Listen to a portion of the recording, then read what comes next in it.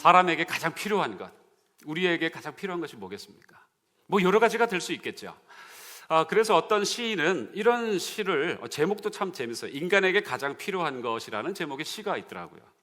그래서 읽어보겠습니다. 제가 대독해 드리게 한번 들어보십시오. 인간에게 가장 필요한 것이 지식이었다면 하나님은 우리에게 선생을 보내주셨을 것이다. 인간에게 가장 필요한 것이 돈이었다면 하나님은 우리에게 사업가를 보내주셨을 것이다. 인간에게 가장 필요한 것이 건강이었다면 하나님은 우리에게 의사를 보내주셨을 것이다. 인간에게 가장 필요한 것이 오락이었다면 하나님은 우리에게 연예인을 보내주셨을 것이다. 그러나 인간에게 가장 필요한 것은 용서였다. 그래서 하나님은 우리에게 구세주를 보내주셨다. 이런 시가 있습니다. 이야, 참 멋지죠. 여러분, 정말 우리가 필요한 것은 어떤 것도 아닌 것 같습니다. 이 한 가지가 우리에게 절실하게 필요한 것입니다. 뭐가 필요하다고요? 용서가 필요한 것입니다. 다른 말로 얘기하면 우리는 지금 죄 때문에 지금도 고민하고 염려하고 불안해하고 또 어디 해답이 없을까 찾고 있는 그런 영적인 현실을 말해주는 그런 시라고 생각됩니다. 이 시에서도 보여주듯이 인간의 문제는 죄인 것이에요. 그리고 그 죄를 어떻게 해결하는가, 그것이 가장 중요한 문제입니다. 뭐 여타의 우리의 삶 속에 여러 가지 문제가 있어 보이지만 사실은 다 하나로 묶어서 볼 수 있습니다. 죄의 문제입니다. 이 죄를 어떻게 해결할 수 있는가, 그것을 찾기 위해서 사람들은 지금도 동분서주하는 것 같습니다. 근데 놀라운 선포를 하나 드립니다. 이미 아시겠지만 그러나 다시 한번 선포하며 외쳐보기를 원하는데, 예수님은 십자가에서 이 죄를 위해서, 이 죄 때문에 고통하는 저와 여러분을 위해서, 죄를 해결하시기 위해서 대신 고통당하시고 구원자로서 죽으셨습니다. 여러분, 이것이 이 계절에 우리의 삶 가운데 날마다 외치고 우리가 다시 들어야 할 메시지라고 저는 확신합니다. 여러분, 예수님은 십자가에서 저와 여러분을 위해서 죄를 용서하기 위해서 구속자로, 대속자로 죽으셨는데, 그런데 참 사람들은 연약한 것 같아요. 주님을 끝까지 배척합니다. 주님을 끝까지 버리고 있는 모습들을 보게 됩니다. 사람들은 마지막까지 주님을 버리고 배척했습니다. 성경의 기록이에요. 여러분, 십자가에 못 박아라 라고 외쳤던, crucify him이라고 외쳤던 그 사람들의 인생들의 모습이 불과 며칠 전에는, 이 고난주간을 통해서 우리가 묵상하게 되지만 며칠 전에는 그들의 똑같은 입술을 통해서 뭐라고 고백했습니까?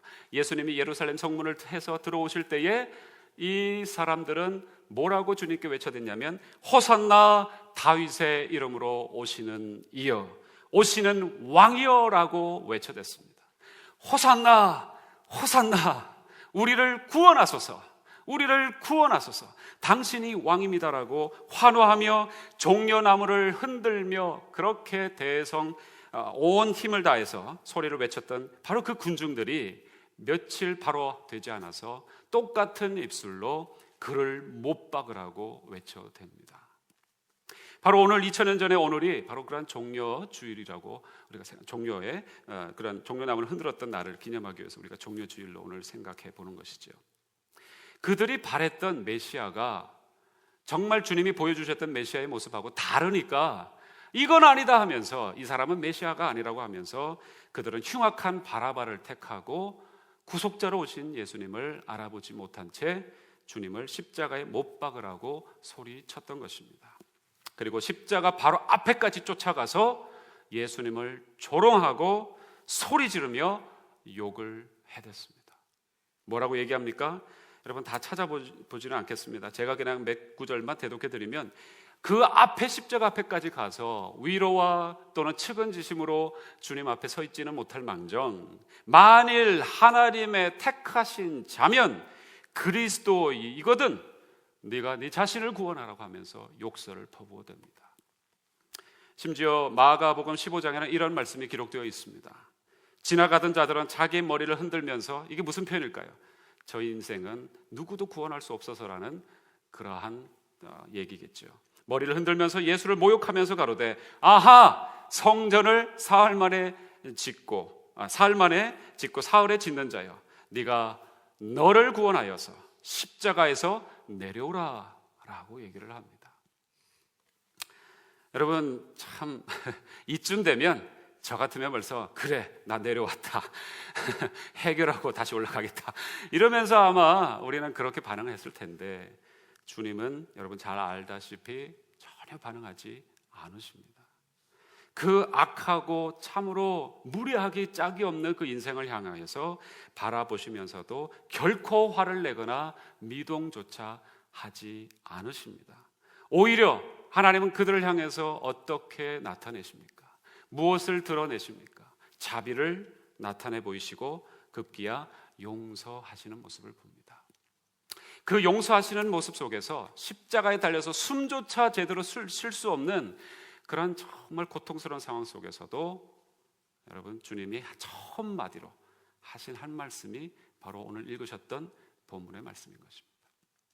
여러분, 십자가에 대해서 나중에 한번 제가 좀 의학적인 그런 지식을 여러분에게 좀 드리기를 원하는데, 아마 이미 알고 계신 분도 계시겠지만, 십자가에 달리면 이 인류가 만들어내어 놓은 가장 극악무도한 처절한 인간을 괴롭혀서 죽이는, 끝까지 괴롭히다가 죽이는 것이 그 사형 제도가 십자가입니다. 예수님은 몇 시간 만에 돌아가셨습니까?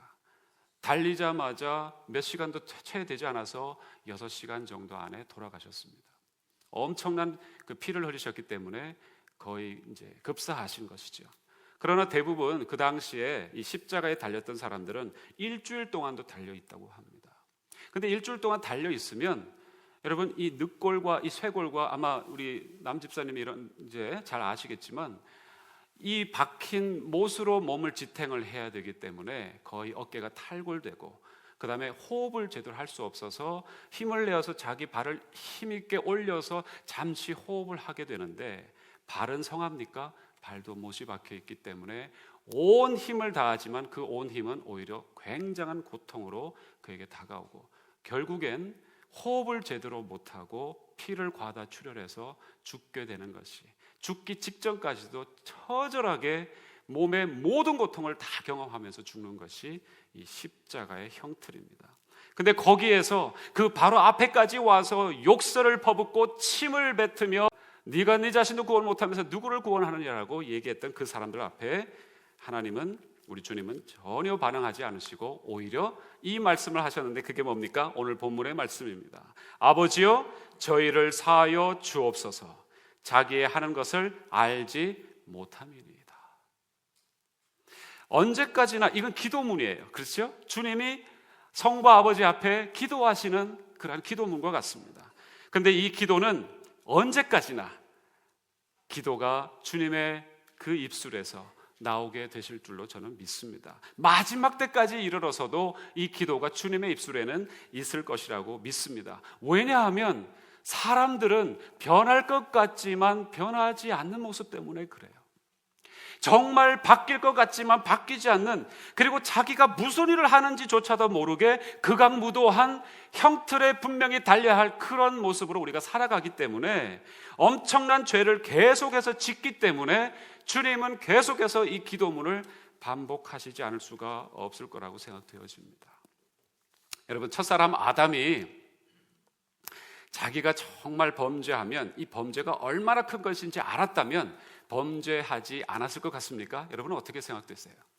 만약에 자기가 이 사과를 따먹고 그러고 나면 그 모든 후폭풍이 온 세대, 그 모든 세대의 인류가 다 저주에 빠진다고 알았다면 사과를 따먹지 않았을 것 같습니까? 우리는 그렇게 생각하지만 제가 성경을 읽으면서 내린 결론은, 알았어도 그는 그것을 이겨낼 수 있는 능력이 그에게는 없는 거예요. 그래서 그걸 알면서도 부들부들 떨면서도 따먹을 수밖에 없는 죄의 모습, 그 아담의 실존의 모습이 바로 인간의 모습이라는 것입니다. 저와 여러분이 하나님의 말씀을 안다면 그걸 지킬 수가 있겠습니까? 알고서도 우리는 그 앞에서, 코앞에서 바로 그 일을 저지르고 많은 그런 우리의 연약한 모습을 보는 거예요. 이게 우리의 실존입니다. 우리의 실제 형편입니다. 우리의 지금 현 모습이에요. 그렇게 죄의 많은 구제불능인, 그리고 사망에 둘러싸인 우리를 위해서 주님은 용서의 눈물을 흘리셨고 용서의 메시지를 주신 것입니다. 그리고 친히 자신이 용서의 메시지로 오셔서 그 저주의 자리에서 우리를 대신해서 죽으셨습니다. 여러분, 이건 얼마나 놀라운 사실입니까? 너무나도 우리는 오랫동안 들어왔기에, 심지어 저는요 이런 얘기를 들은 적도 있어요. 또 부활절입니까? 또 고난주간입니까? 그럼 또 예수님 십자가 영상 하나 보고 또 일부러 눈물을 좀 짜야 됩니까? 이런 얘기를 하는 성도를 경험한 적이 있습니다. 다행히 우리 교회는 없더라고요. 그 전에 그런 얘기를 하시는 분을 봤는데, 여러분 정말 그럴까요? 여러분, 구제불능처럼 보이는 사망에 둘러싸인 우리를 위해서 주님은 용서의 눈물을 흘리셨는데, 여러분 이것이 얼마나 놀라운 것입니까? 구세주가 바로 직접 자신의 손목에 발목에 못을 박으면서 스스로 산화하면서 장렬한 죽음을 맞이하신 것입니다. 창조주가 피조물의 죄를 위해서 이 땅까지 내려오셔서 한마디 말씀만 하셔도 되는데 직접 피조물을 대신해서 그 자리에 그 참혹한 형틀에 올라가신 이 사건이 바로 십자가 사건이고, 이것은 어마어마하게 우리에게 놀라운 사실입니다. 그래서 이 놀라운 용서를 깨닫고 나서 감동받은 사람들이 동일하게 다른 사람들을 향해서 똑같은 용서를 행하게 되는 것이죠. 여러분, 바로 그런 여러 인물들을 우리가 생각해 볼 수 있는데, 그 중에 한 분이 예수님과 너무 비슷하신 분이 한 분이 딱 계십니다. 스데반 집사님이시죠. 사도행전 7장에 보니까 스데반이 정말 설교 한 편 하고는 그냥 자기가 믿었던 유대 민족들에게 돌에 맞아 죽습니다. 여러분, 정말 자신은 하나님의 메시지를 그대로 전한 것뿐이에요. 그런데 그 돌을 맞을 때에 이런 일이 있었습니다. 7장 59절에서 60절 보니까 저희가 돌로 스데반을 치니 스데반이 부르짖어 가로되 주 예수여 내 영혼을 받으시옵소서 하고 무릎을 꿇고 크게 불러 가로되 주여 이 죄를 저들에게 돌리지 마옵소서. 그리고는 죽습니다. 여러분, 이 한마디의 기도는 수백 번의 설교보다도 더 분명하게 우리 귀에 지금까지 외쳐지고 있고, 어떤 얘기보다도 우리에게 정말 소중한 그 스데반이 들고 있었던 그 믿음을 저와 여러분에게 보여주시는 거예요. 예수님의 용서의 이 기도, 오늘 짤막하게 읽으셨던 아버지여 저희를 사하여 주옵소서, 자기가 하는 것을 모릅니다라고 하시는 이 예수님의 기도는, 용서의 기도는 기독교 역사상 수많은 기적들을 낳게 하는 그러한 분명한 하늘의 메시지였습니다. 그리고 우리나라에서는 한 가지 예를 찾아볼 수 있죠. 여러분 잘 아시는 고 손양원 목사님, 그 금이야 오기야 기른 두 아들을 그저 하루 만에 금쪽 같은 아들을 살해한 그 범죄자를 어떻게 합니까? 우리는 분명히 이 원수를 갚고야 말겠다고 생각할 수 있지만, 이 목사님은 그 금쪽 같은 두 아들을 살해한 범죄자를 용서하고 양 아들로 입적시키는 그런 모습을 보았지 않습니까? 아들을 잃었을 때 손양원 목사님이 두 아들을 잃고 쓰셨다라는 그러한 감사의 기도가 있습니다. 9가지 감사의 그 이유라고 하는 그 기도문을 읽어보면 정말 과연 하나님이 이미 그의 상처를 다 치유하셨다라는 사실을 우리는 확인받을 수가 있습니다. 여러분, 우리는 어떻습니까? 스데반과 같나요? 아니면 손양원 목사님과 같나요? 우리는 과연 어떤 모습으로 이 자리에 서 있습니까? 오늘 우리를 해하려고 하거나 우리를 괴롭히는, 또는 내 마음에 들지 않는 사람을 향해서 우리는 어떤 마음을 지금 품고 있습니까? 용서를 운운하고 또 사랑을 명령하지만, 우리는 쉽게 또한 우리의 십자가를 지고 간다고 하지만 십자가에 달리셨던 주님의 마음을 닮아 있지 못할 때가 너무 많은 것 같습니다.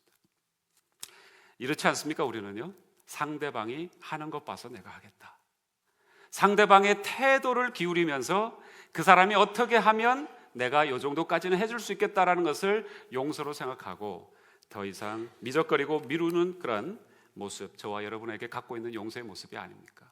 그러나 분명히 예수님은 우리에게 이러한 말씀들을 주셨습니다. 누가 네게 혐의가 있거든 서로 용납하여 피차 용서하되 주께서 너희를 용서하신 것과 같이 너희도 그리하고라고 말씀해 주셨습니다. 여러분, 주기도문에 보면은, 여러분이 늘 외우시는 주기도문에 어떤 구절이 있는 줄 아십니까? 뭐라고 돼 있죠? 우리가 우리에게 죄 지은 자를 사하여 준 것 같이 우리를 사하여 주옵시고 라고 얘기합니다. 그게 무슨 말입니까? 마지막만 기억하시죠? 우리 죄를 사하여 달라는 그 기도만 기억하시죠? 그러나 앞에 분명한 단서가 있습니다. 우리가 우리에게 죄 지은 상대방을 사하여 주는 것처럼 우리를 사하여 달라는 것입니다. 내가 용서를 하지 않으면 하나님도 저 용서하지 마십시오라는 얘기입니다. 여러분 그렇게 기도하십니까? 주기도 외울 때 그런 마음을 갖고 기도하십니까? 마태복음 18장 22절에 보면은 용서를 하는데 몇 번에 걸쳐서 용서를 하라는 말씀이 나옵니까? 70번씩 7번이라도 용서하라라는 말씀이 나옵니다. 77번이라는 표현입니다. 이 이스라엘 사람들에게는, 히브리인들에게는 7자는 완전수입니다. 거기에다가 10을 곱해서 70이 나오고 7이 나왔다는 것은 퍼펙트 넘버입니다. 완전수예요. 이거는 끝까지 가야 된다는 얘기입니다. 77번만 하고 78번째는 용서하지 않겠다 그 얘기가 아니고 영원토록 한순간도 빠짐없이 용서하라라는 엄중한 말씀이 성경에 도처에도 있는데 우리는 어떻습니까? 여러분, 크리스티 킴이라는 열방대학 우리 상담심리학 교수님이 계십니다. 이분을 한번 저희 교회도 한번 초청해서 그런 집회를 가질까? 왜냐하면 너무 메시지가 파워풀해요. 그리고 여성 우리 또 선교학자이시기도 한데 이분의 책 중에 여러 가지 책이 많은데 인생의 응어리를 풀라. 인생의 응어리를 풀라. 이거 책 제목이 재밌어서 한번 따라해 보시죠. 인생의 응어리를 풀라. 그러고 싶으시죠?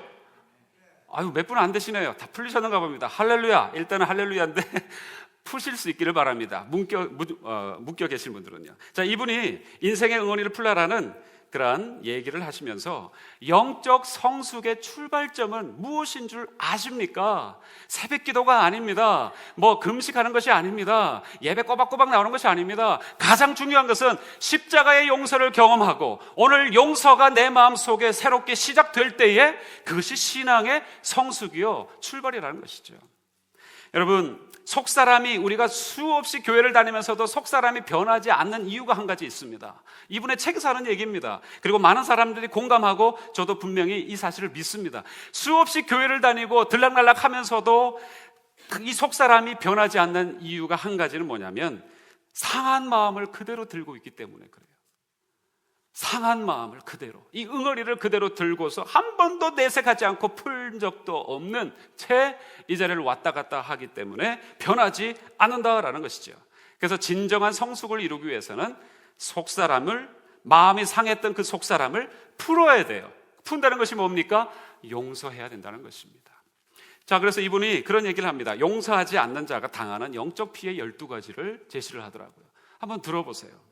첫 번째로 용서하지 않으면 마음이 더러워진다라고 얘기합니다. 마음이 더러워지는 거예요.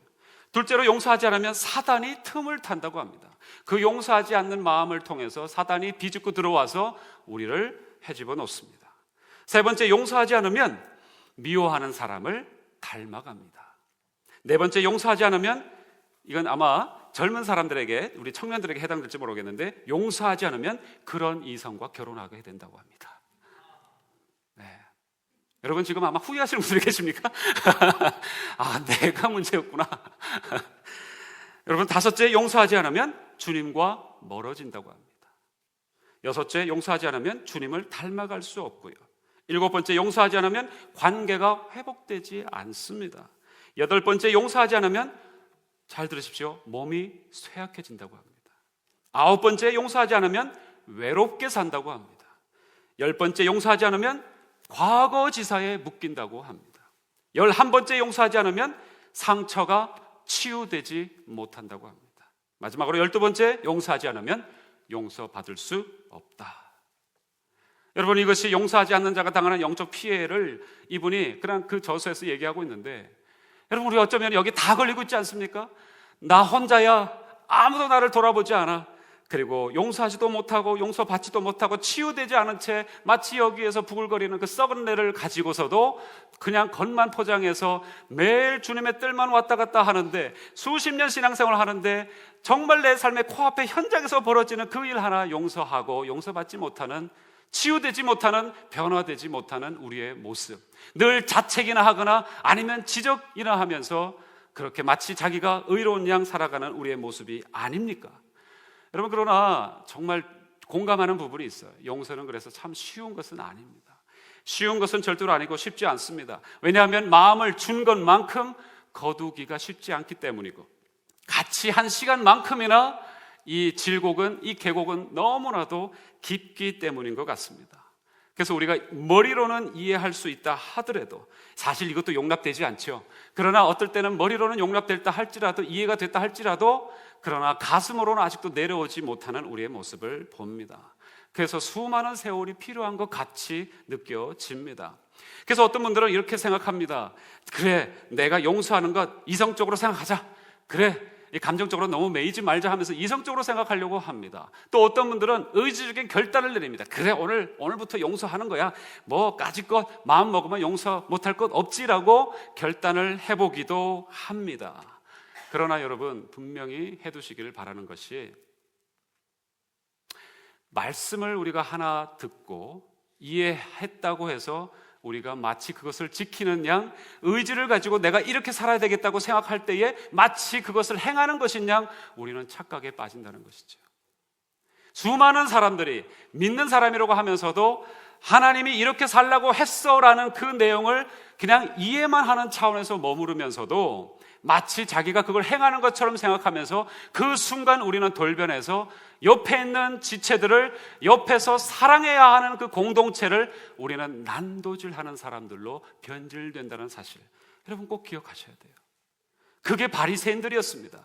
왜 말씀을 잘 지키는 바리새인들, 그렇게 하나님 앞에서 준수하고 말씀대로 살아가는 사람들에게 왜 이 회칠한 무덤 같은 인생들아라고 예수님이 욕설을 퍼부어 대셨을까요? 왜 독사의 자식들아라고까지 그들에게 충격을 주셨을까요?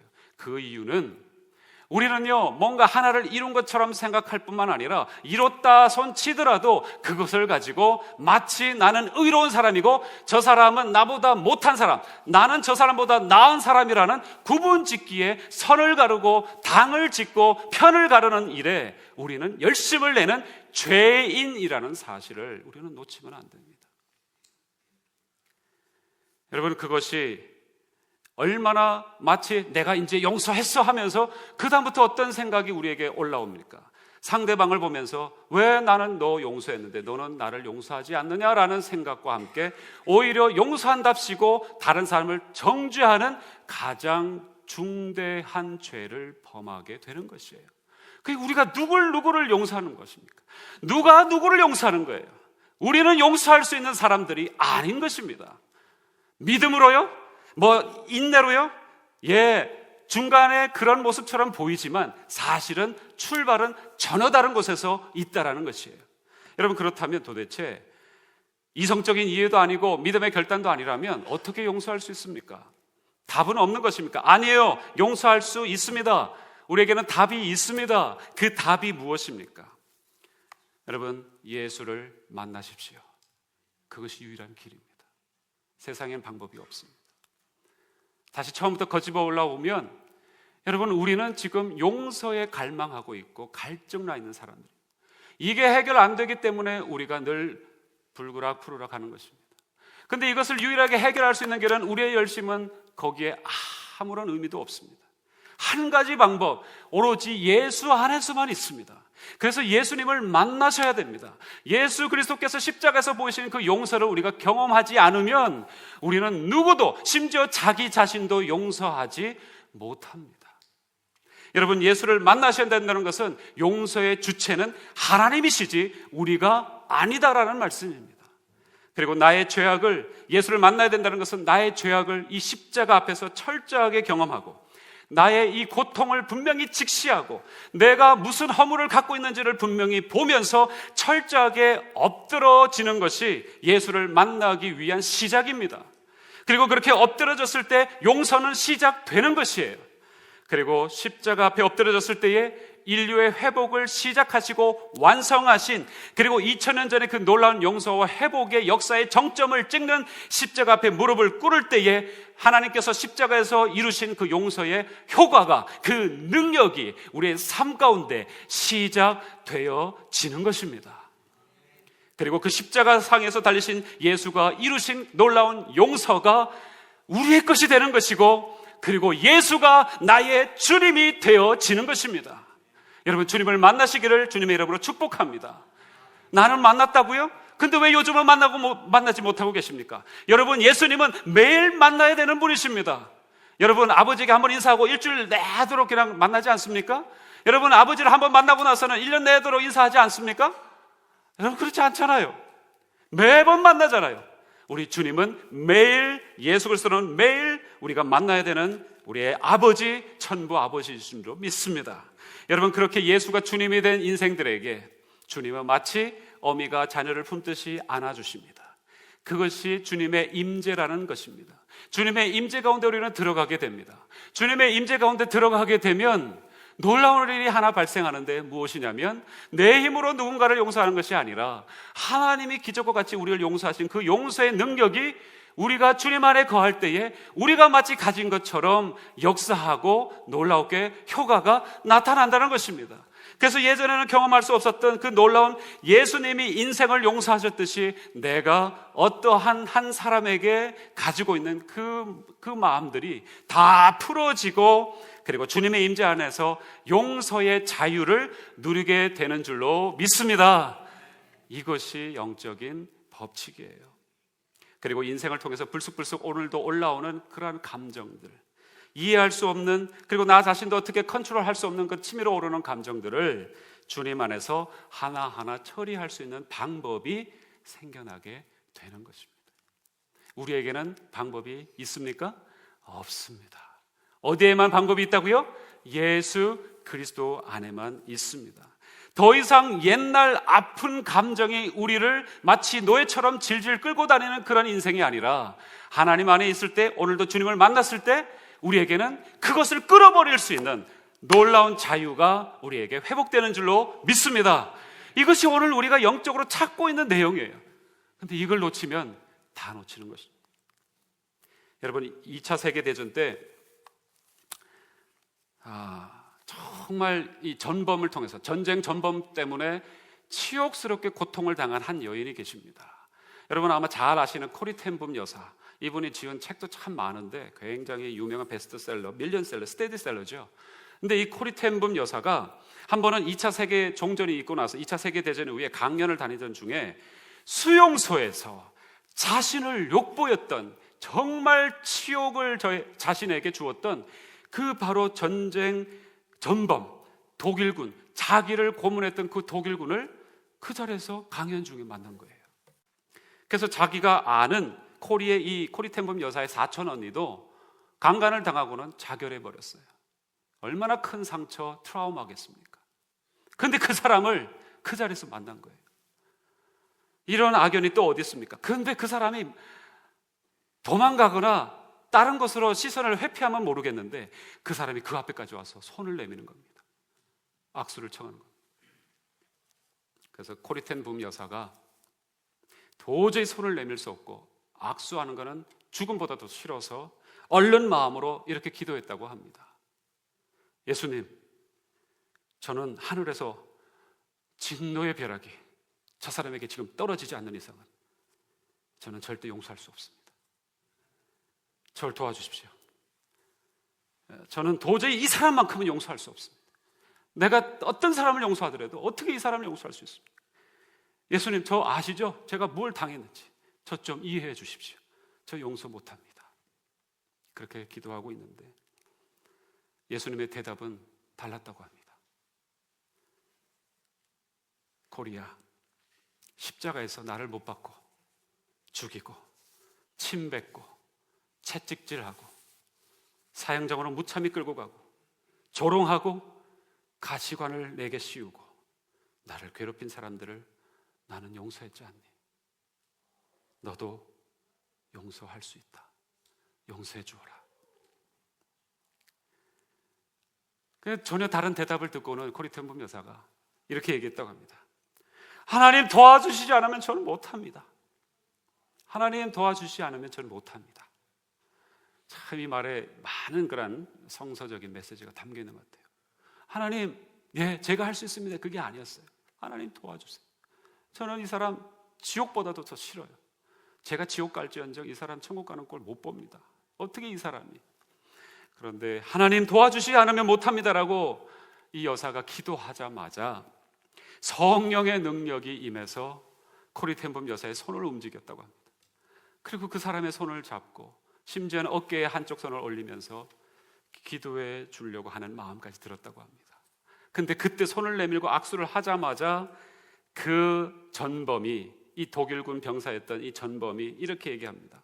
네덜란드 사람이었던 당신이 이 전쟁 때 우리 독일 사람이 저지른 죄를 용서하고 복음을 전한다는 사실을 듣고 얼마나 기쁜지 모릅니다. 저는 죄를 많이 지은 사람입니다.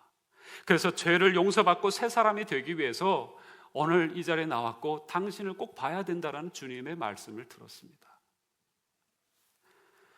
코리의 여사의 그 이후의 고백에 의하면 그 순간 하늘의 문이 열리고 주님의 사랑이 이 코리 텐범 여사에게 충만하게 넘쳐서 그를 끌어안고 울면서 간구할 수 있었다고 합니다. 순식간에 그리고 그 여사의 마음에는 모든 원한과 원망과 미움과 두려움과 그 예전에 자기를 노예처럼 끌고 다녔던 모든 기억들은 물 녹듯이 사라지고 눈 녹듯이 다 녹아버리는 그런 경험을 했다라는 코리 텐범 여사의 간증이 있습니다. 얼마 전에 돌아가셨죠, 그렇죠? 여러분, 진실로 우리가 용서해야지 해서 누굴 용서하는 것이 아니라 하나님의 용서를 우리가 경험하면, 그리고 하나님께 우리가 붙잡힌 바 되어지면 그 용서가 우리에게 놀랍게 기적처럼 일어나는 줄로 믿습니다. 여러분, 오늘 가만히 한번 생각해 보세요. 우리의 삶 가운데 지금 문제가 무엇입니까? 심지어 주님 앞에서 주님 앞에 함께 예배드리는 이 자리까지 나와서도 우리가 행여나 나는 저 사람은 용서 못해, 그리고 내 인생 속에 저 사람은 정말 나에게 이런 일을 했기 때문에 나는 절대 그 사람 나 얼굴 볼 뿐만 아니라 내가 저주를 하며 살 거야 라는 그런 메시지를 혹시나 우리가 들고서 치유되지 못한 채 수없이 이 자리를, 이 은혜의 자리를 수없이 왔다 갔다 하지만 그 은혜를 우리가 누리지 못하는 것은 아닙니까? 우리 주님이 다시 말씀하십니다. 아버지여 저희를 사하여 주옵소서. 자기의 하는 것을 알지 못함이니이다. 여러분, 이렇게 본다면 십자가에서 올린 이 첫 번째 기도는 우리가 어떠한 기도를 드려야 되느냐 그런 얘기가 아니라 우리가 어떠한 삶을 살아야 하느냐에 대한 그런 회복의 권면의 도전의 말씀이십니다. 근데 여러분 기뻐하십시오. 이 말씀은요, 우리로 하여금 그렇게 이끄시겠다고 하시는 하나님의 결단의 말씀인 줄로 믿습니다. 여러분, 그래서 이 자리에서 여러분 마음을 주님 앞에 맡기십시오. 그래, 내가 저 사람 한번 용서해보지. 절대 안 됩니다. 그것이 아니라 하나님 앞에 우리가 붙잡힌 바 되어지고 십자가 앞에 우리가 선다면 우리는 그 일을 할 수 있는 기적의 사람들이 되게 되는 줄로 믿습니다.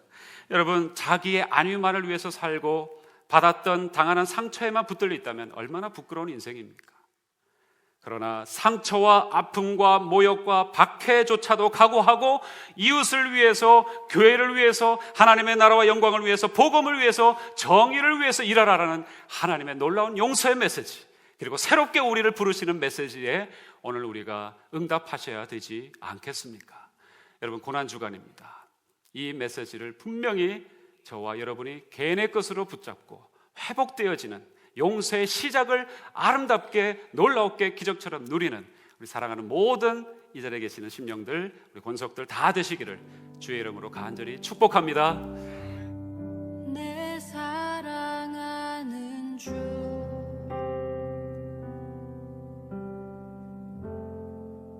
주님만 바라네.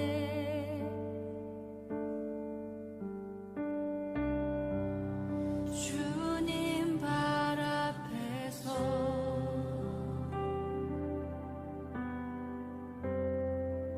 주를 기다리네.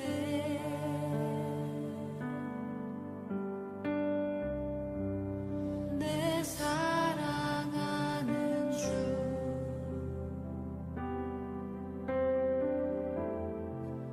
주님만 바라네.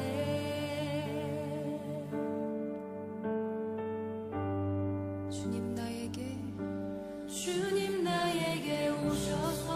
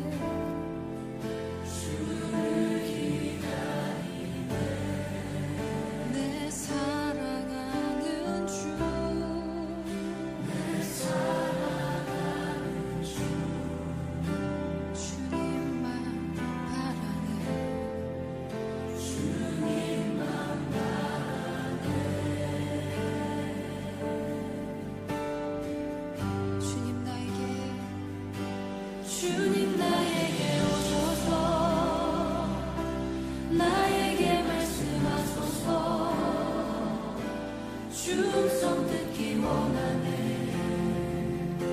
주님 맘 알기 원하네. 주님 나에게 오셔서 나에게 말씀하소서. 주음성 듣기 원하네. 주님 맘 알기 원하네. 주님 나에게 오셔서 나에게 말씀하소서. 주음성 듣기 원하네. 주님 맘 알기 원하네.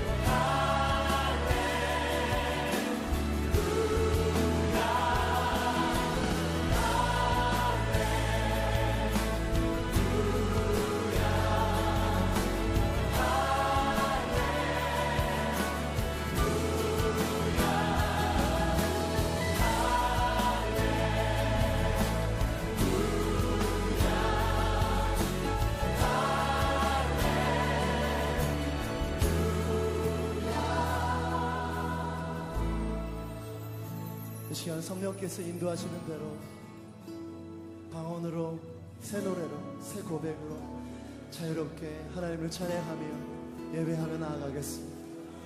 오 할렐루야 할렐루야 오 할렐루야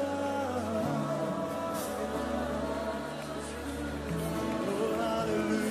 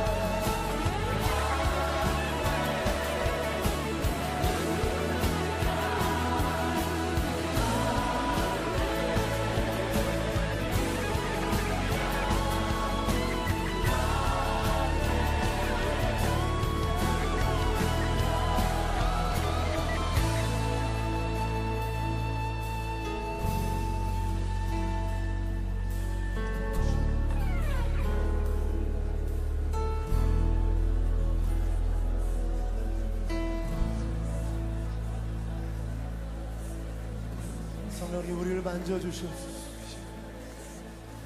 성령님 우리를 만져주시옵소서. 우리 형제 운행하시사 더러운 죄악을 태워주옵소서. 하나님의 거룩한 지성산으로 인도하여 주옵소서.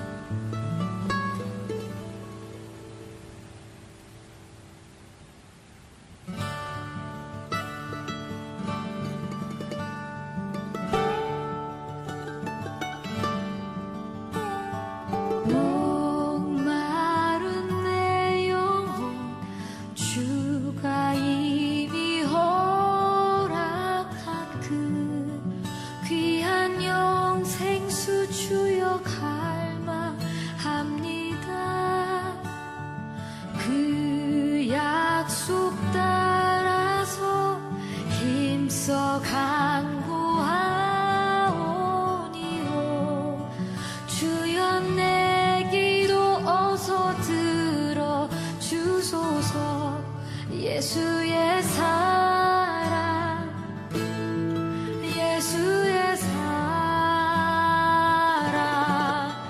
바닷물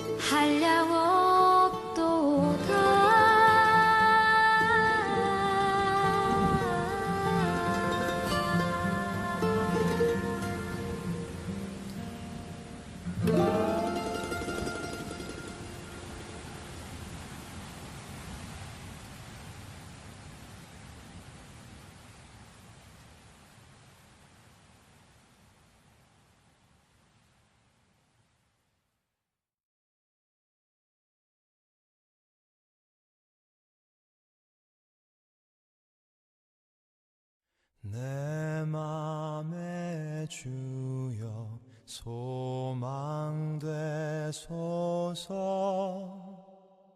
주 없이 모든 일 헛되어라.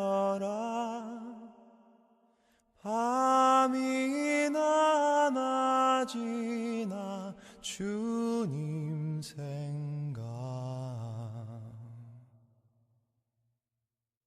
잘 때나 깰 때 함께 하소서. 지혜의 주여 말씀으로서 언제나 내 안에 계십소서. 주는 내 아버지 나는 아들. 주 안에 내가 늘 살고 지고.